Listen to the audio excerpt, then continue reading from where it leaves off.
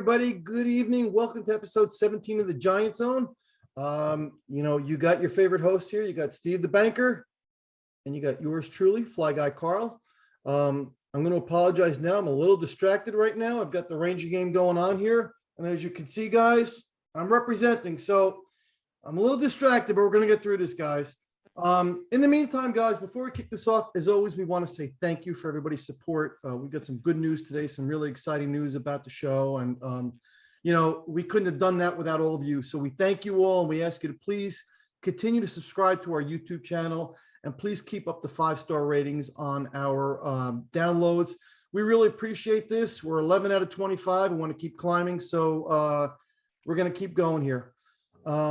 And with that, we're going to introduce tonight's guest, and we've got a special guest for you tonight. We've got a good friend of the show, Harry, from the UK, coming to us from the UK. So if you hear a little noise in the background, just let us know. We'll nudge Harry. We'll wake him up. So Harry, welcome to the show, my friend. We appreciate you coming on. Perfect. No, it's just fine. Thank you. That noise is probably my accent, to be fair. So I'm sure the listeners aren't used to that. But no, thank you for having me on. It's a pleasure. So, Harry, we were talking a little bit before we started recording here about football in the UK and how it's growing in popularity. And who are some of the favorite teams that were the more popular teams in the NFL in the UK? I think, to be honest, anything New York based, so the Jets and Giants are obviously massive. The Cowboys and the Patriots. I feel like when it's in a different country, like all the glory teams, so like with your basketball, you got your Lakers, your Knicks, them kind of big teams. So it's the same with the NFL. But like we said before we was recording, it's a lot of casual support here. There's no sort of like, people don't go too much in depth into the actual games, etc. But yeah, I think the NFL following out here, like it's a big following, but yeah, it's casual. But yeah, Giants are definitely one of the bigger teams out of sort of the teams across the 32. More so than the Jets, Harry? Say yes, Harry. Good question. Yeah, I to be honest, I went to the Tottenham Hotspur game, which was the Jets against the Falcons, and it was quite a mixed bag. And to be honest, I turned up because obviously being a Giants fan, I wanted the Falcons to win, and they did so. But I thought it was going to be very over the top New York Jets, but it seemed like just a very casual thing. But yeah, from my social interactions on Twitter with people from different teams and different backgrounds, the Giants definitely got a better fan base over in the UK. Do you think it's because of a lot of expats as well, like Americans who've since moved over, or it's organic? Maybe a lot of UK citizens? I think the franchise itself, obviously four-time Super Bowl, they've got that history. So if you're a casual fan in the UK and you're just starting to get into the NFL, you're probably going to follow, just like with any sport, you're going to follow one of the bigger teams. So I think that's why the Giants have got such a big following, like the Patriots and others that have obviously had success in history. Yeah. So, Harry, give us a little background about yourself, how you became a Giants fan and how long, and if you have any special traditions or anything special you do, on game day. Yeah, sure. So my cousin, I think he's 31 now, so he's 9 years older than me. He moved to America to study at university. And he met a woman out there, now his wife. So when he would come back, he would always like be playing on like his PlayStation, because at the time he was like 18, 19, and he'd be playing like the Madden games and the NBA games. And like growing up, obviously over here we play football, which you guys call soccer. So like I never really we don't play NFL over here, and we like basketball is very like limited to get into. Like you have to be like 6'6", obviously. And also you have to be like, very good. Well, not very good, but like there's only so many clubs you can get into, where obviously in America it's massively different. But yeah, he would come over and obviously we'd play the games, and I just sort of got into it through that. He went up to New York loads of times, so he's a Knicks fan and a Giants fan. So with the Giants, the Brooklyn Nets, first of all, I went because they came to the O2 and they played the Hawks. So that's why I chose them. But with the Giants, it was more like, I just used to play the Madden game, and he used to let me beat him because at the time, obviously, we had like Manning and stuff like that, and it was a very good team on there. And that gave me that slight chance of winning against him. So he'd be like the terrible teams. And that's sort of just how I got into it. And then from there, it was sort of like they're late games over in the UK. Like, so on a Sunday, it's 6 o'clock and 9:25. So if it's a 6 o'clock, it's fine. But obviously 9:25, you're looking at probably a 12:30 finish. So as a kid, like, it was hard to sort of watch and like actually stick to the routine of watching them. But as I've grown up, now I sort of like working full time, stuff like that. I sort of just make that sacrifice now that I'm probably going to be tired on a Monday or when after a game day. But yeah, so in terms of game day traditions, like you said, like, so it's quite good actually. So like I said, I play for a football team, which is what you guys call soccer. I play in the morning, finish about 12 p.m. So we've got about 6 hours till kickoff usually. And then I go to, well, the plan next season is we're going to go to a bar in a place called Clapham, which is in London. It's like a sports bar, but basically what you do is you get a table and you basically tell them what you want to watch and they'll just find like a network connection for it. So we're going to go there, watch the Giants games, and hopefully I'm going to get a few like streams going from the UK. But yeah, that's sort of how I got into it, and how I fell in love with it. And then obviously social media obviously plays a big part in terms of like getting your interactions and finding out more about the Giants, especially when you come from a different country. It is sometimes hard to get inside the camp, if you know what I mean. Sure. Harry, do you have a favorite player? Do you have a jersey? Yeah, I have two Giants jerseys, but they've both got my surname on the back. Because I always have this thing, and I do this with every sport. If I get a player, they're either going to play really badly, get injured, or they're going to be gone within a year. Yes. So I just don't do it. So at the moment, I mean, Barkley's the obvious pick, but I do like McKinney. Yep. Yeah, he's probably one of my favorite players, but it is, to be honest, as a Giants fan, it's hard right now to have any favorite players, isn't it? When you win 4 games this season. Yeah, you got that right. Hopefully it's changing, man. Hopefully it's changing. Yeah.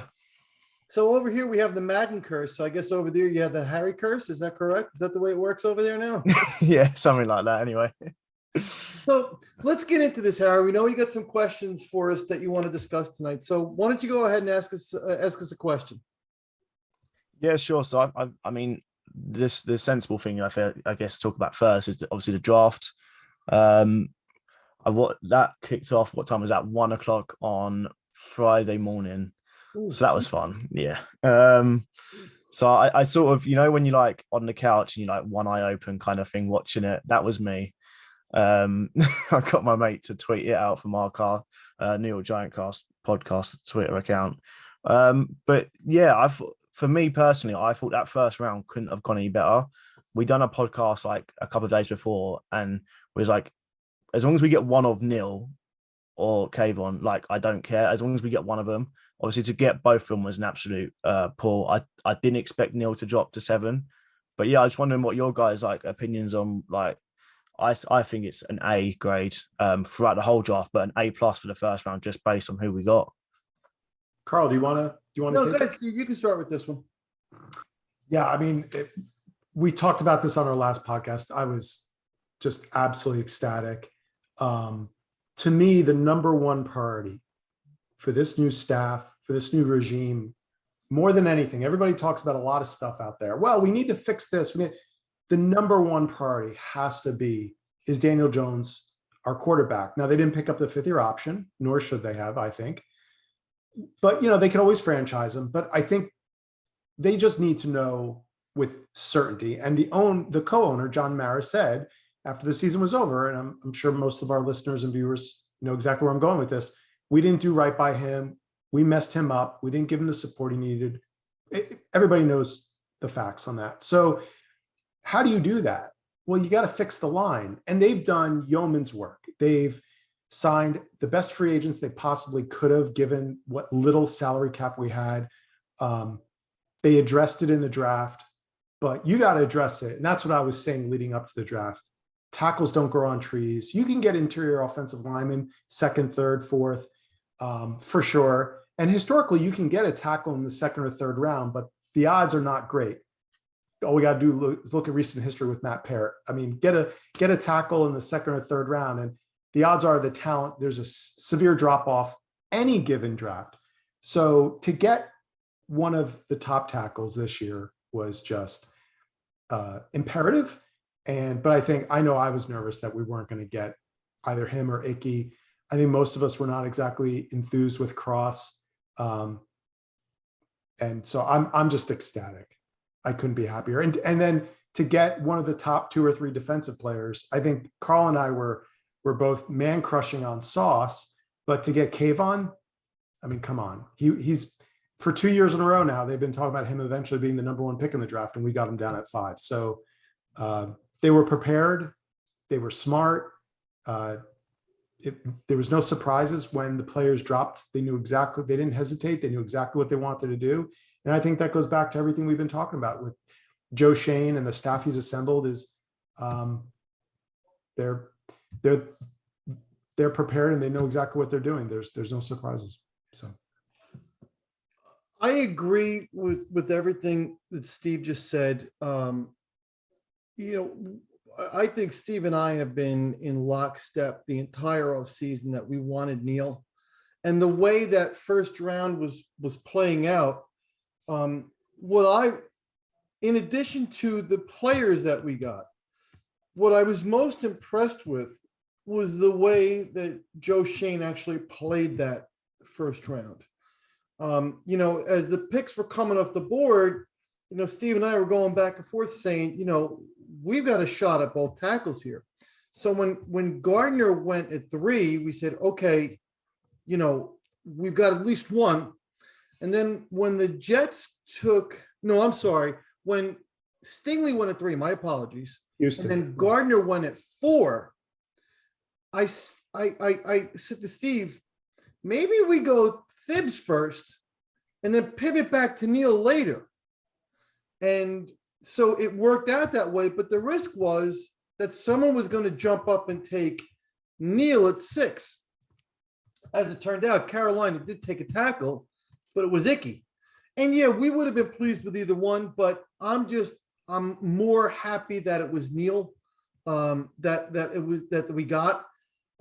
So I couldn't be any happier, especially with that first round. And just the draft overall, they and I'm sure we'll go into their draft later, but really walked away very, very pleased and very impressed and feeling very confident that we've got a leadership now that's going to get us back to prominence in this league. So it's good to be excited to be a Giant fan again.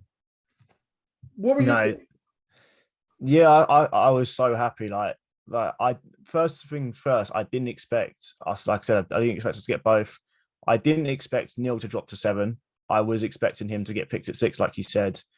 One thing I will say about Kayvon is a lot of media spoke about him. I mean, he was sort of the number 1 go-to man, weren't he, for the media for the last 3-4 months. It's been Kayvon this, Kayvon that. Just wait till this man puts on a blue jersey and you're going to see the real man. And he will be a future prospect in this league. He's going to be big for us. We won't see it in the first year. It may take him a couple of games to get used to the rhythm, get used to the system that we're playing, but he will have a bright future, and he will have a bright future with the Giants. Neal, once again, a massive steal. If he'd have gone at 6, then obviously we can get Icky, but for me, like you said, Neal was the priority there. So yeah, I'm very happy with what we've got. Round 1 was the start of, in my opinion, a very good 3-day period. And it's obviously early doors. We can't judge our new GM or head coach just yet, because obviously we've got to wait for the season to go through. But it's looking very promising. For once, Giants fans can actually be proud of their team and wear that blue jersey with a bit of pride until we get into the first game and we're 2 touchdowns down at the end of the first quarter. Don't say that, please. I know, but yeah, so the next part, I guess, is probably linked to the draft and probably linked to that 7th pick, because there was a lot of talk about potentially trading that 7th pick. Was our man James Bradberry, who is currently still a Giant, although obviously news come out today that they may potentially look to cut him. I just wanted to know what your thoughts were on James. Obviously, I rate him very highly, but I can understand the situation that obviously the GM and that are under to sort of get a deal worked for him. My thoughts on Bradberry are they're going to cut him. If something was going to happen, it would have happened this weekend. He ran out of suitors for him. Look, and Steve, you've said this before. He made a rookie mistake. And by he, we mean Joe Shane. he made a rookie mistake when he came out and said, "Oh, we've got to cut salary," and all he did, he's got to go. So he shot himself in the foot. Okay, had a good draft. Everybody's feeling good about him right now, but he made a rookie mistake there. But to your original point about Bradberry, he's not going to get restructured at this point. They're going to cut him. They're going to eat the money, and they're hopefully going to learn from it and do a better job of it going forward. Steve? So we need 14.3 million, that's US, Harry, to sign our draft picks. And that's according to Spotrac, which is a great website for understanding where teams are above or under the salary cap, specifics, like all the specifics you could ever want on contracts. And then what's cool is they actually now have updated it based upon the draft picks, the players, the slots that they're taking, because thank goodness now, unlike many years ago when we were younger, there's no more $120 million contracts given out to a number one pick in the draft, quarterback or whatever. Now it's, you have the salary cap, right? But you also have a rookie salary cap for the rookie scale. So we know exactly how much they need. It can vary ever so slightly, right? But for the most part, we know how much money they're going to need. 14.3 million. We only have 6.6 available right now. And that's after restructuring Adoree, making some cuts, doing some other restructures like on Shep and Blake. So if they cut them, it's 10.136 million in savings plus a $2 million credit in 2023 because they'll no longer be on the team. So that's money that we get back for 2023. If we trade them, and assuming whoever takes them would take the whole salary, which is probably one of the things holding up doing a deal. Most other teams, like Carl said, he let the cat out of the bag early on with saying he wants to reduce 40 million to the salary cap. So there's no leverage. Teams know that they don't have to take on that salary. But if they do trade him, the entire $13.4 million base salary goes away. So the problem is we need that cap savings because not only do we need the difference, which is about 6.5, 7 million, give or take, for the rookies, but you always have to go into an NFL season with also an extra 2, 3, 4 million because you're going to sign guys to the practice squad. You're going to sign some free agents. There's going to be some injuries. There's going to be some turnover. So you always want to leave a little bit of a cushion, they say, going into an NFL season. It gives you some flexibility if a contract doesn't work out, et cetera, et cetera, et cetera. So if they don't do it, the problem is then you need to restructure. And there's only really maybe 2 or 3 other guys you could do it. You could do it with Leonard Williams. His contract is an albatross. We all love our Leo when he does well, but it's the biggest contract on the team. And then Kenny Golladay. And so here's the problem: if you restructure those 2 guys, you're kicking the can down the road. You're doing exactly what Dave Gettleman did that got us into this situation in the first place. And it takes away all of the flexibility that this team is going to have next year and the year after. Because my final thought is if Daniel Jones isn't the quarterback for this team, we may or may not be able to draft one. Like we've joked about recently, and it's not a joke. There may be 2 or 3 phenomenal quarterbacks next year, maybe a few more, but there could be as many as minimum 12, as many as 15 teams next year, all thinking the same thing. Hey, we need a quarterback, which is why so many teams picked up extra first-round picks. So we may be able to sign one from another team, but you need the salary cap to do that. And if we keep restructuring these other contracts, Carl and you and I have talked, we love James Bradberry. No one can convince me that our defense isn't better with him on the team, but you got to fit it within the salary cap. So, yeah. What do you think, Harry? Yeah, like I said, I'm a massive fan of James Bradbury, but you have to do what sometimes is best for the team. There's no denying, like you said, when James Bradbury plays, we are better. But in terms of that contract, in terms of the future of the Giants, in terms of the rookies, etc., you have to sometimes make sacrifices that you maybe didn't want to make. Let's state the facts here. JB's a top player. In my opinion, he deserves a salary. It's just the Giants can't pay it. The Giants at the moment, as we all know, are in a massive rebuild. And for what JB's on, it's just too much for the Giants. We said in a podcast a couple of weeks ago, we done a mock draft, and we both had JB going to the Chiefs. for a second or third rounder. I can't remember where it was, but we thought he might have gone during then. But it's James Bradbury is a weird one because 1 minute there's 10 articles on him from different sources in a day, and they're all telling different stories. And then you don't hear nothing for like a week, and it's like, oh, maybe it's just been sorted. Just wait for the news to come out now. And then another 10 articles come out. So it's sort of all over the place, this James Bradbury situation. So I'm just hoping it gets sorted out and it doesn't like tick over too long where it's just sort of like fans are just wanting him to leave because he's, like I say, he's a very good player for the Giants. I will be sad to see him go, but it's going to be best for the business and then the franchise, and probably best for James Bradbury himself, so that he continues to get paid and plays football basically. I was still hopeful once the draft ended that maybe the Giants and the Chiefs can get together and make a draft. Maybe they were a trade. I'm sorry. Maybe they were kind of feeling each other out to see how the draft went and so on and so forth. And then the Chiefs turned around and traded for, what was it, Lonnie Johnson, I think it was, yesterday from Houston. And that pretty much sealed the deal right there, where it was, all right, he's going to get cut. But, again, rookie mistake. Look, if that's the only mistake that Joe Shane makes, I can live with it. Live and learn. So, we'll see how that goes. But the consensus seems to be that it's just a matter of time now before they cut him. What other questions do you have for us, Harry? To be honest, I was just going to go through like one player we did say, and when me and Brendan covered it in the podcast, we both done this mock draft and we both had Darian Beavers, the linebacker, in round 6. And then the minute he came out, it was just like, no way.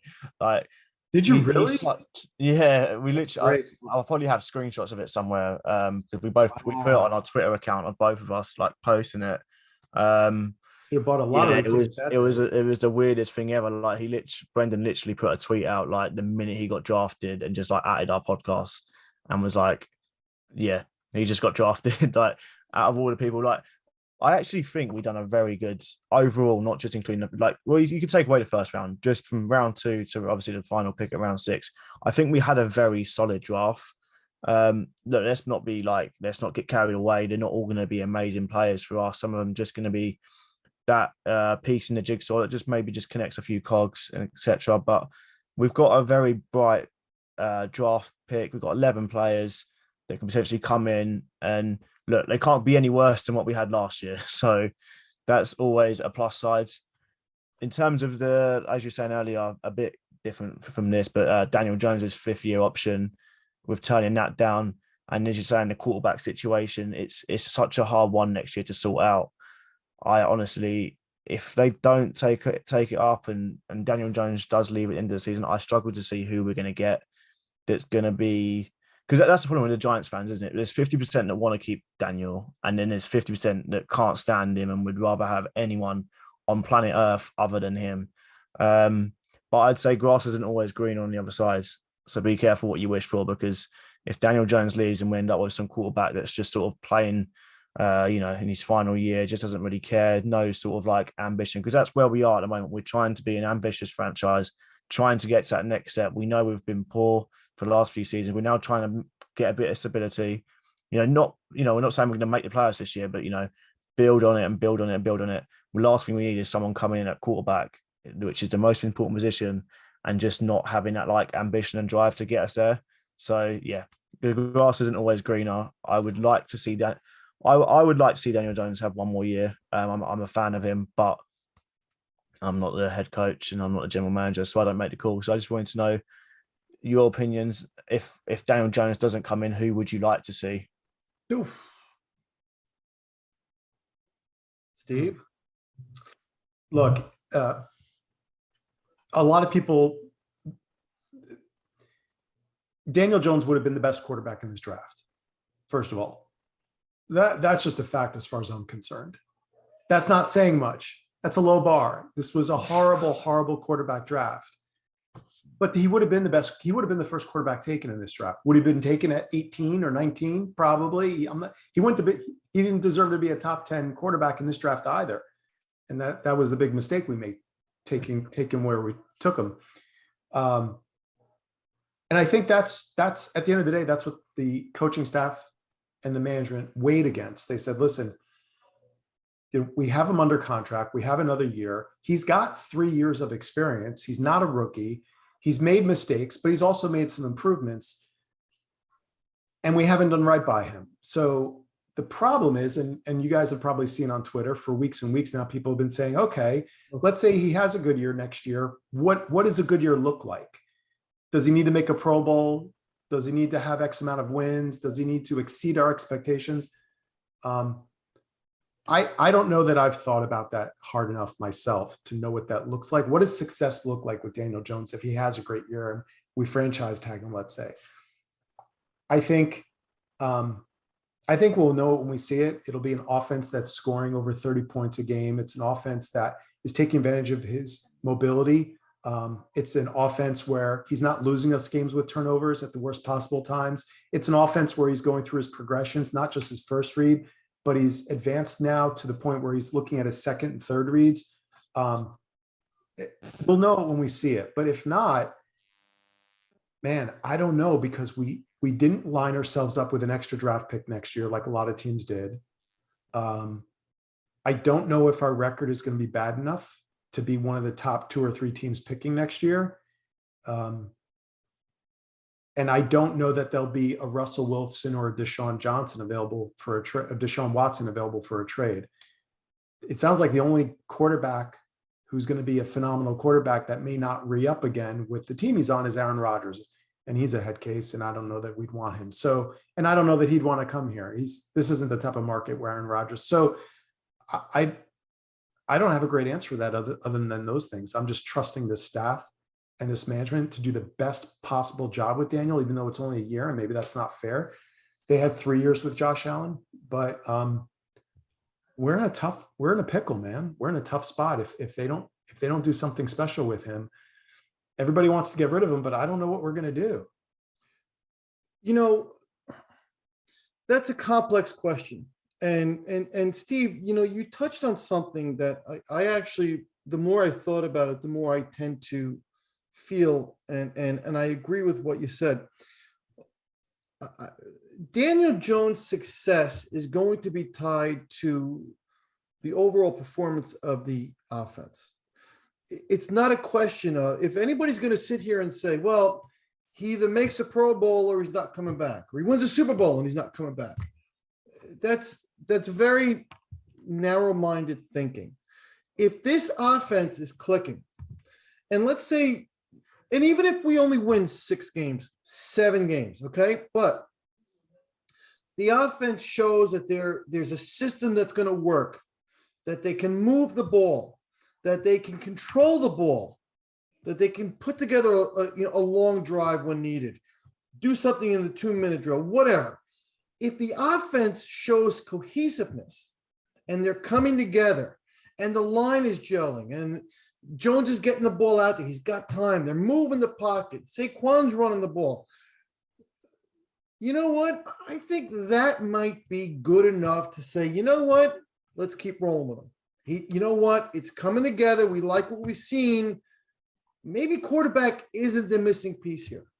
So to answer the question of who I think would be the replacement if they let Jones walk, I haven't done enough research on it either, because it's a year away. He's going to be our quarterback this year. We don't know how these guys are going to play in college, what kind of senior years they're going to have, or seasons they're going to have, for lack of a better term. So I really think it's kind of too premature to say which college quarterback. And again, we may not have that high pick, like Steve mentioned. I'm going to kick a question back to you guys. Would either one of you be surprised if you're seeing progress during the season and they do something with him during the season, a contract or whatever? Would either of you be surprised if they do that? Because that's still a possibility.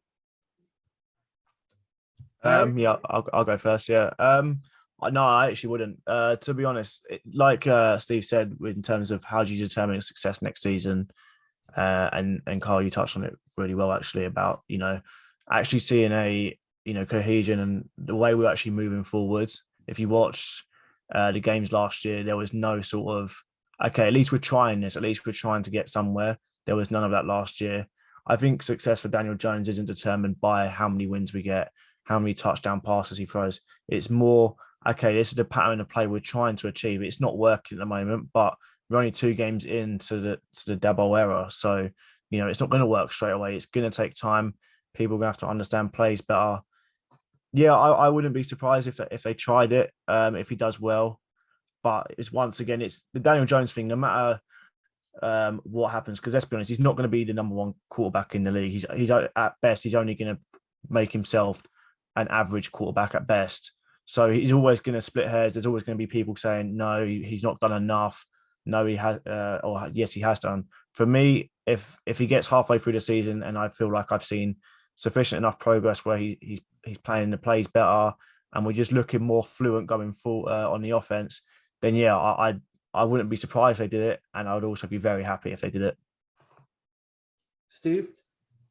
So 2 thoughts. One is something new, and the second thought is something that, Harry, you just sort of touched upon during your response that is perfect. I want to add. The new thought is what nobody's talking about, and the reason that I would be shocked, is because what's the expression we like to use? The best abilities availability. He gets hurt multiple games every season. He's not played a full season. And I think one of the things that it concerns them most, you want to re-sign him for 1 year. Well, that's called a franchise tag. You just franchise tag him. And then he's not going to re-sign unless they offer him at least 2 years or more, because he would be stupid to do a 1 year at that point. I would not want him re-signed during the season. I would want to see the kid not only have a good year, but make it through a full season. And I understand nicks happen and small little bumps and bruises. I'm not talking about that. I'm talking like missing 3 games. No, man, that's not our quarterback. There's an expression that Maya Angelou, the famous poet, had. She said, when someone shows you who they are the first time, believe them. And I think that's applicable to a quarterback like Daniel. When he shows you the types of player he is, it doesn't mean he can't get better. But if he's showing you that he is injury prone, he's going to get injured, you can fix some of that. Okay, dude, don't slide like that. Dude, you don't need to run unless you're in this situation. But I think he's shown us that he's injury prone. And so that doesn't mean it can't be fixed. But I think that would be, for me, a reason that I'd be shocked if they signed him, because he's a quarterback. You're not going to sign him to $5 million. You're going to sign him to some major money. Yeah. And then the second thing is thinking back to what you asked in the first place, what do we do? Here's an answer, but a question for both of you now. I think that if we're really being honest with ourselves, there's literally maybe 10 quarterbacks in the NFL who have the potential to win a Super Bowl. That's it. That's it, actually. I don't think Kyler Murray is ready to win a Super Bowl. I'm not even talking about him, but I think he's on the outside. I think he's like number 11, number 12. There's like 10 guys, Tom Brady, Russell Wilson, Aaron Rodgers. They've done it. We know they can do it. They're still that good. I think Josh Allen is there. I think Joe Burrow obviously went to the Super. I mean, Matt Stafford just won a Super Bowl. I think there's like 10-ish. Mahomes. And then the question becomes, do you have one of those? That's why Minnesota with Kirk Cousins, Tennessee with Ryan Tannehill, Big Ben at the end of his career. There's just guys you look at, you're like, you know what? It's the eyeball test. They just don't have it. They're going to have some good games, but they don't have it. They're not that guy. I don't know that Daniel Jones is that guy. I believed it in 2019 when he came into the league. Ooh, oh my God. Yes, he had turnovers, and yes, that was with Pat Shurmur. So I think that's what gives me some hope that maybe he still has that in him, because now he's away from the malaise that was Jason Garrett and that whole system. But Harry, do you think he's that guy? I don't know that he's got that shine to him. I don't know that he's one of those guys. And so the question becomes, do you want to stick with someone who's not one of those guys? That's a brilliant question. It's a hard one, isn't it? Because are we right now ready to need a quarterback that is that guy? You know, we're quite clearly in a rebuilding situation where we know for the next 3 years we're probably not going to make a Super Bowl. We'll probably won't make the playoffs every year for the next 3 years. So do we actually need a quarterback that is that guy at the moment, or are we okay having, your average run under Joe at quarterback and just rebuilding our team everywhere but that area, and then waiting for that franchise player to come up at quarterback? And when we've got the salary cap available, we can then go and get them. So it's one of them situations. No, I don't think Daniel Jones will be ever lifting the Super Bowl for the Giants, a personal opinion. But I also don't see why he wouldn't do a bad job just for now, just to sort of get us through this rebuild, allow us to get some money back after we've been screwed over for the last few years. And then when it comes to the period where we're like, okay, we're now a playoff team, we've now got a kick on, that's when you go get your franchise quarterback and someone that just takes you from that, good team to a top team that can get to the Super Bowl. You know what that reminds me, Harry, and maybe Carl, you can weigh in on this, is the way you just described it, Harry, brought, and maybe you've kind of caught up on the history of the Giants for those of us that kind of lived through it and are a little older, but in the early 2000s, we had perhaps the strongest arm quarterback in the NFL, changed our offense, brought us back to the playoffs, brought us back to a Super Bowl where we got crushed, unfortunately, but Kerry Collins out of Penn State. And there were a lot of us, I think, that still wanted him as the quarterback, and the team made a choice. They hired Tom Coughlin, they got Eli Manning, and the rest is history. But he elevated the culture of our team, the offense, added some a dynamic air passing attack. We had some weapons finally around that time as well. Amani Toomer was on the team. The way you're describing that almost makes me feel like, all right, maybe Harry's onto something. Maybe Eli is today's Kerry Collins that could kind of grow into that. And if we don't win a Super Bowl in the next 2-3 years, it's not the end of the world because we're building a foundation. And then maybe we find that guy. Carl, what do you think? Does that make sense, what Harry's making me think and feel? So there's a lot to that there. So, boy, Kerry Collins, one of the strongest arms that I can recall, but deadly accurate too. Yeah. And Steve, the word that came to mind as you were describing what he did is he gave that offense some swagger. Yes. And not for nothing, but you know what? We may not have been good, but when Daniel Jones started that game in Tampa, you can't tell me that we walked out of that stadium not thinking we had a little swagger to our offense all of a sudden. You knew you had a chance to win. So, beans. Pittsburgh scored 2-1. Anyway, so my point is, he gave us that once. Now, have the injuries and the losing robbed him of that? Only Daniel Jones knows the answer to that. Now, we've given him nothing to work with as far as an offensive line and or systems, okay? And it's not just the offensive line. The offensive coordinators and the head coaches, quite honestly, since have been horrible. The drafts have been horrible.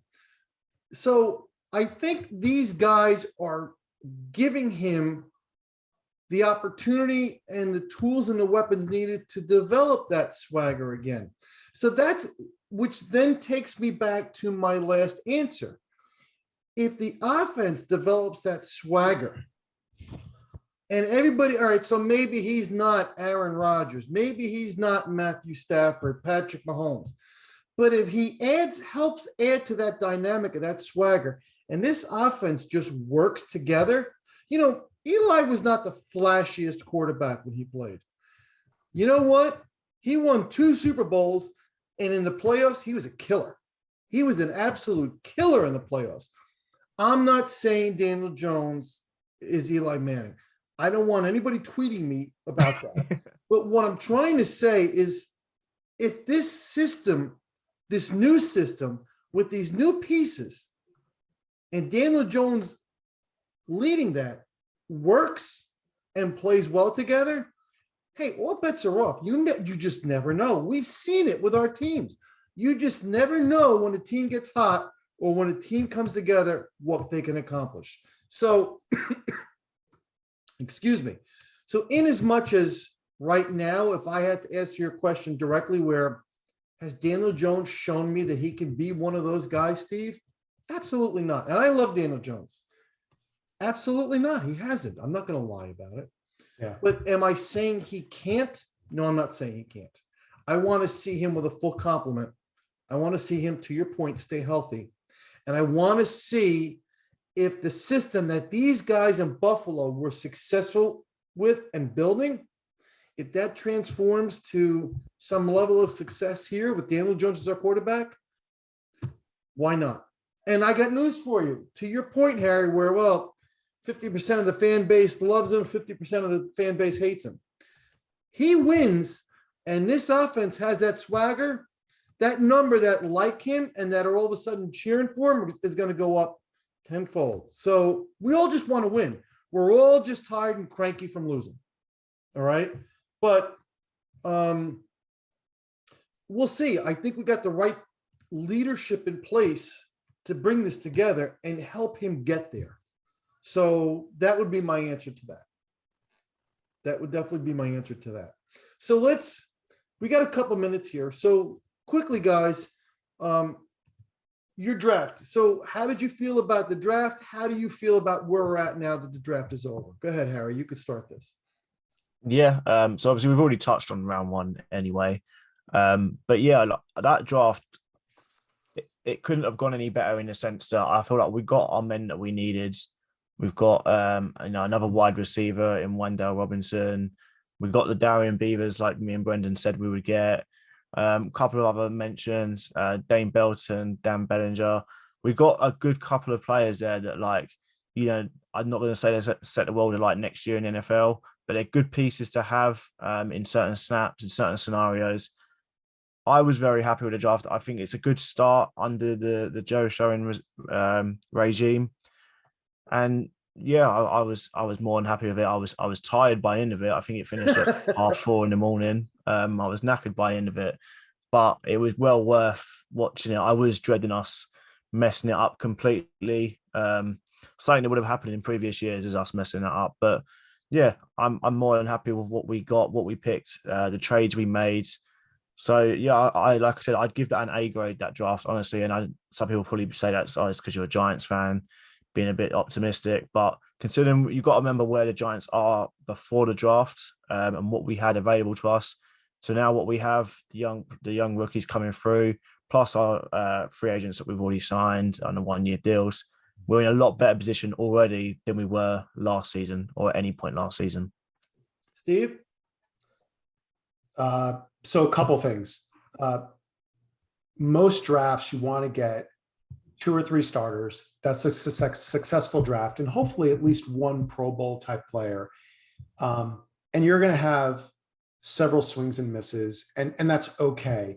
If you have a draft where most players do something, that's unusual and that's phenomenal. The only draft I can think of, there's only been a couple, 2005, where we only had a few picks, 2007, where literally almost every single player, except I think one, contributed to a Super Bowl team. That's the outlier, right? That's highly unusual. Even most teams that win a Super Bowl don't necessarily get every player from a draft contributing. So what's the bar, right? What is it? Well, I feel like we're going to get multiple starters out of this. I can go down the list. I think this just goes to show you how poor the talent has been on our team, because I can look at multiple players on this draft and say, you know what, that's a guy that I can see playing as a starter, or that's a guy that I can see getting 30 snaps a game. So I'm ecstatic. And this is the first draft that I can remember in my 30 some odd years of watching NFL drafts where I actually walked away and said every single area of need on a team with an unbelievable number of needs, right? Because we sucked. We filled it. And that's not to say the player will then work out, but to me, that was the genius of moving down twice in that second round. And I agree with all the criticism that Wan'Dale Robinson was a reach there, but I'm okay with it because it's not a reach by 3 rounds. Like there were two teams that did in the first round and pick offensive linemen. Like, oh my God, that guy's a third, fourth rounder. Why are you picking New England? And this is a guy. And so this is my final thought on this. It goes back to what I've been saying for weeks. They haven't coached a game, Harry, like you said. We haven't played a game. But I always quote what Carl likes to say. This just feels different. These guys have a track record of success elsewhere in multiple places. They are unbelievably prepared. And what I've been saying for weeks and weeks now is I just get the feeling, in fact, I know it. I don't know the number. I throw around 80 to 90. It could be more. But I'm confident that they went into this draft and said, these are of the 300 plus players that are draftable. These are like the 80 or 90 that are our guys. They fit Wink's defense or they fit Kafka's offense. They're the types of guys that we want, smart, tough, dependable, like David always likes to say. And the beauty's in the eye, right? Like they know that they're good. So a Wan'Dale Robinson, they're going to look at him and use him the way the players were used in Buffalo and the players were used in Kansas City. The critics will say, oh, he's a gadget player. You know what? If the guy gets 25, he may not be a starter, but if he's still going to get 25 or 30 snaps and he's going to get 50 yards receiving and 40 yards rushing, who cares? Like if he ends up being dynamic in our offense and he complements the Galladays and the Kadarius Toney. So I'm ecstatic. Wan'Dale Robinson, 104 receptions, 15.9 yards per catch in college. I think he's going to get significant playing time. Joshua Ezeudu, I don't think he's going to start at the beginning of the season, but he's going to be our most athletic guard on the roster. And I think he will start by the end of the year. I think hopefully they're going to stash him and let him get some experience. Cordell Flott, unbelievably athletic corner, 6'1", 175, crazy athletic, supports the run. Is he going to be a starter? Maybe. I mean, we drafted 2 slot corners in a row, but knowing Wink, he may play Aaron Robinson on the outside. He's a beast. He's physical. Blitz him occasionally and say, you know what, I'm going to play Cordell Flott. Maybe Darnay Holmes is the one that sits. It gives him options. Bellinger, to me, is a starter. We finally have a wide tight end. Finally, we have a traditional wide tight end, the Kevin Bosses, the Jake Ballards of the world. No, he's not Jeremy Shockey, but my God, finally we have a tight end that can block, can run down the seam. He was phenomenal at the combine. He ran faster than they thought. He was underutilized at San Diego State. And we drafted 2 inside linebackers. You know what? If one of them is a great special teams player and one of them ends up being a starter, because Tate Crowder was Mr. Irrelevant, should Tate Crowder really be our other starting inside linebacker? And we may only have another year of Blake. So they took 2 swings, high integrity guys, captain, Micah McFadden, captain of his team. I mean, I could go on, but I'm ecstatic, man.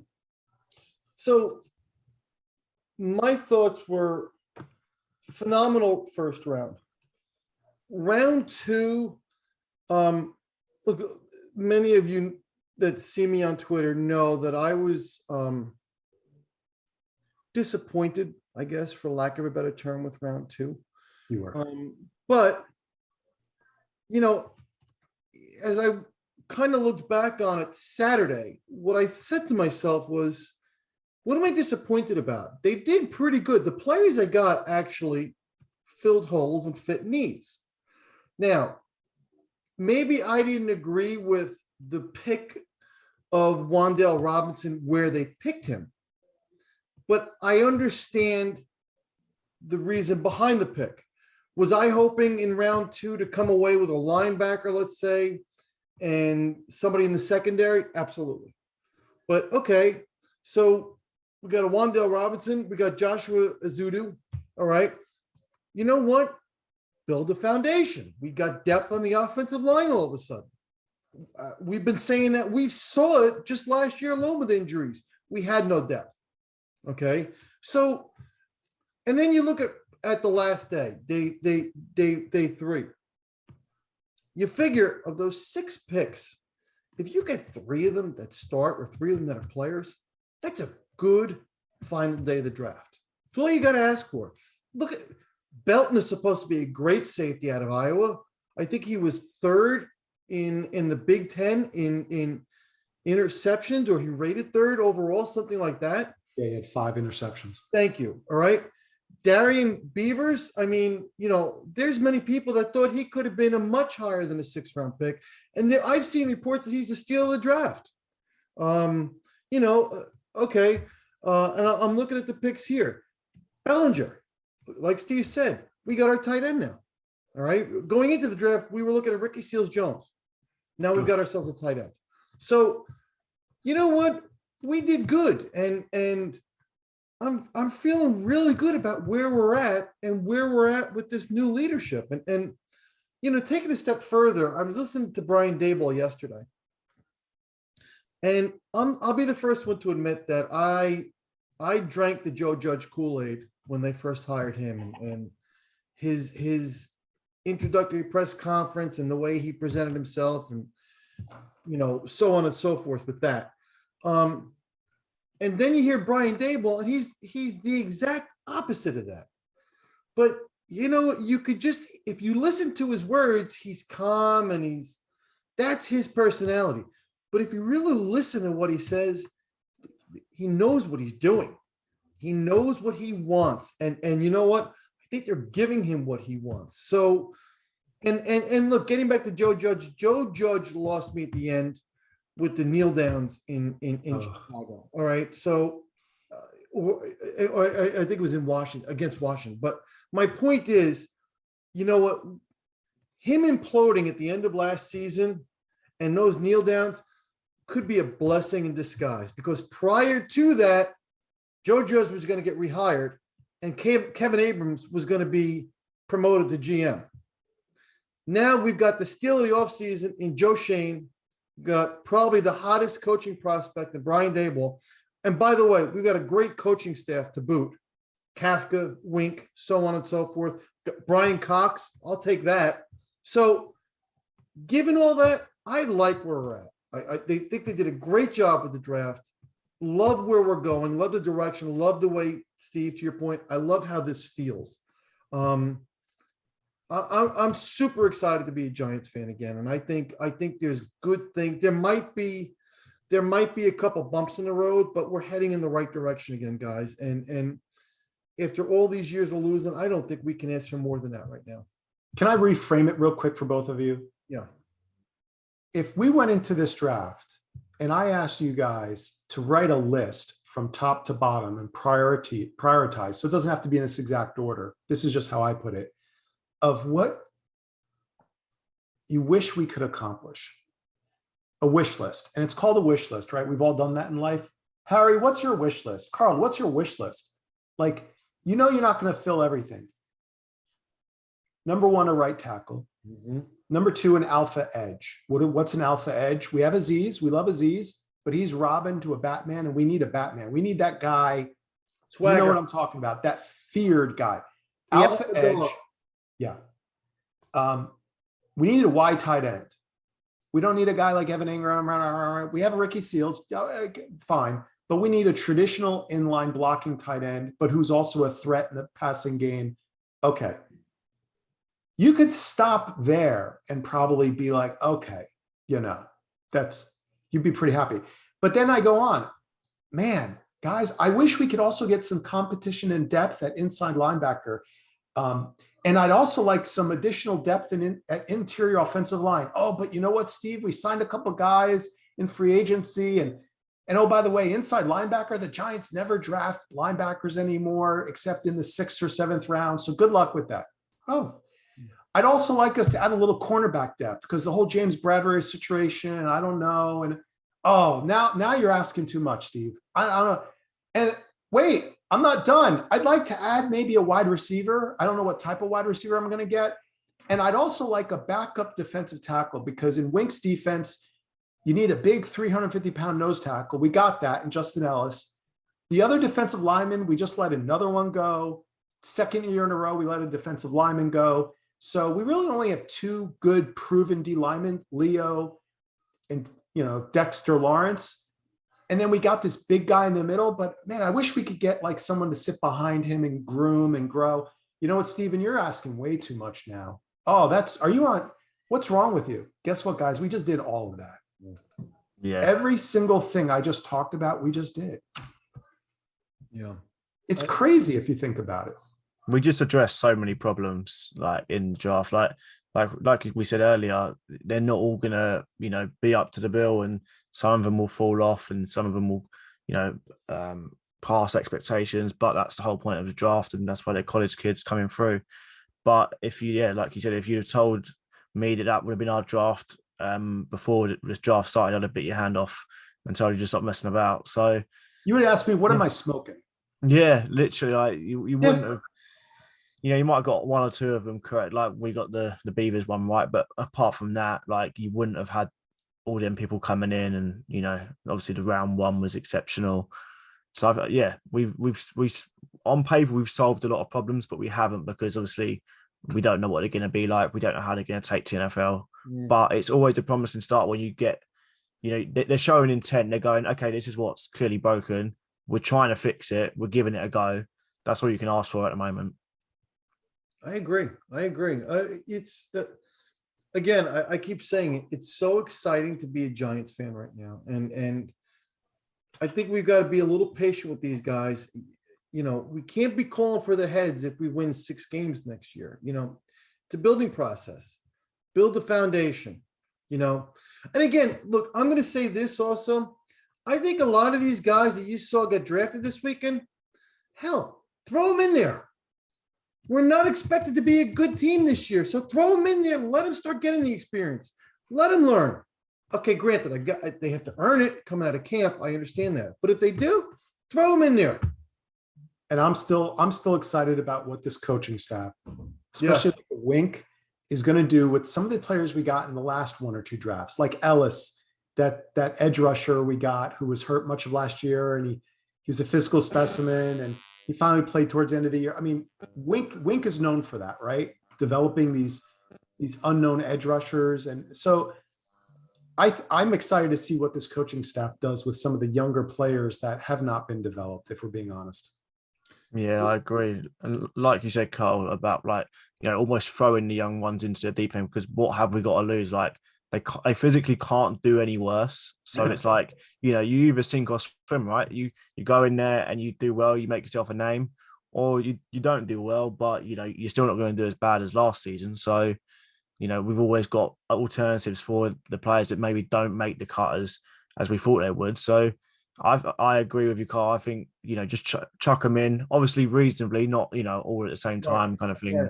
They need to actually earn their spot, and, but there is nothing to lose this season. Like we can't do any worse. This year is about, we haven't got to go and win. There shouldn't be a win objective. There shouldn't be, we've got to get to 8 wins. We've got to get to 7 wins.